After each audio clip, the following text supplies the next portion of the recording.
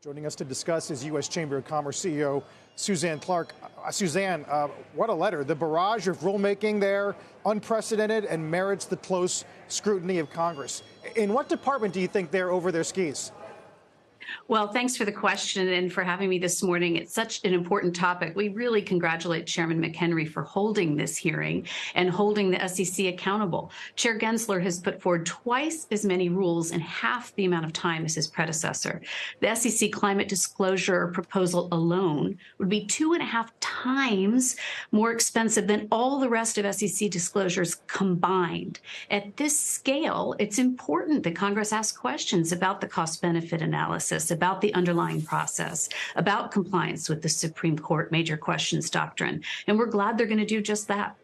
Don't you think the level of regulation is a response to the incredible rate of innovation? I mean, we've had Gensler on. It's been about SPACs. It's been about crypto. It's been about China. It's been about memes. Aren't they just trying to keep pace with what markets are doing? That may be. These are good questions for the chairman to ask. But what we're seeing is 50 to 55 regulatory priorities. That's how many the chair says he has.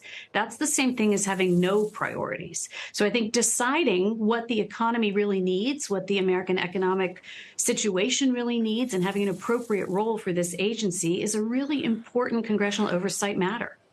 Are you actively looking for the SEC to roll back or undo some of their regulation? I'm thinking of what happened to regional banks last month. A lot of that's been pinned, maybe fairly, maybe unfairly, on rollbacks that happened in 2018. Do you see analogs there?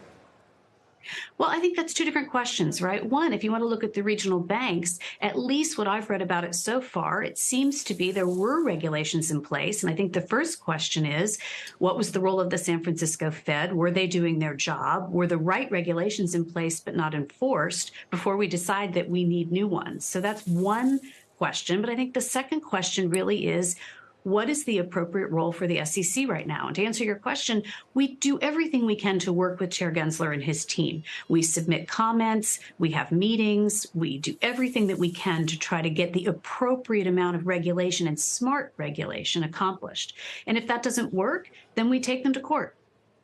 Suzanne, it's Sarah. I wanted to ask you about something different. CNBC had a report last week. Our own reporter broke the news that Bill Barr, the AG under former President Trump, is becoming chairman of a project called Center for Legal Action, which aims to be a competitor to the U.S. Chamber of Commerce when it comes to lobbying for business issues. And I'm wondering how you feel about that, whether that's a threat to your organization and you feel it'll hurt progress for you, especially as Republicans have distanced themselves from you guys.